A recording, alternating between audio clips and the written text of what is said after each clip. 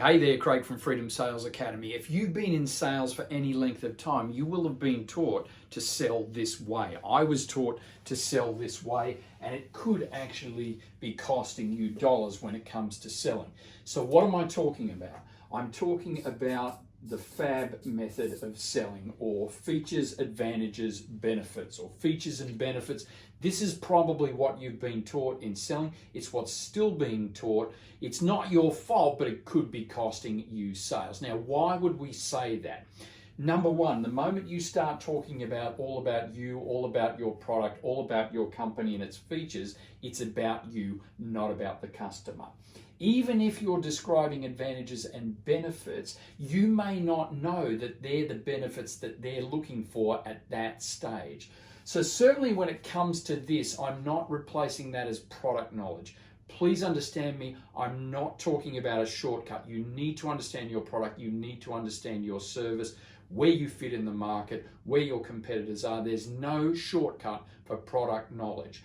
But I'm not talking about that. What I'm talking about is talking all about your product and what you perceive might be a benefit without understanding our customers. I need you to stop selling on features and benefits and start selling on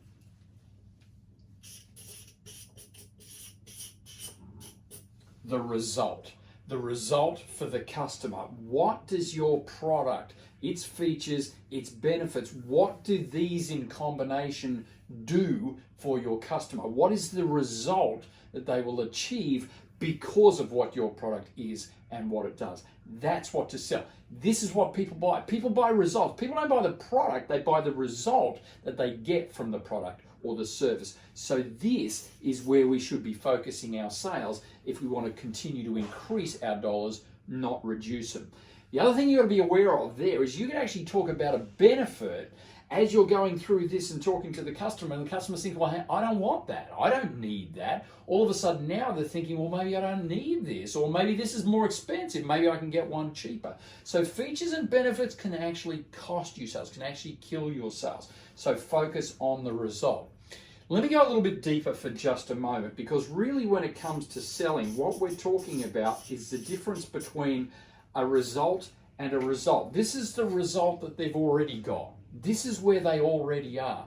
This is as a result of the choices they've made, of what they've done to this point, or perhaps haven't done to this point. This is the result that we want them to get to. This is where they are, this is where we want them to get, and this is hopefully where they want to get. This is the result they're looking for. But they're not there yet, they are here, and this is where we've got to get them to. So selling really is fundamentally about this here. It's about going from there to there. We call that the gap. It's navigating that gap. The main reason most people won't buy, even if your product or service is what they want, is because of this. It's this unknown. It's this concern that they have around that gap. They don't know this. They don't know the pitfalls. They don't know the hurdles. They don't know what this could do. So in many instances, it's easier for them to just stay here.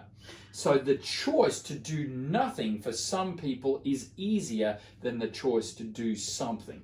Our recognition of that gap and how wide that gap is, how scary that gap is for them compared to where we want them to get to, this is where we do the selling. And the selling is really in three parts. There's three parts to this. Number one, we recognize we need to get them to change.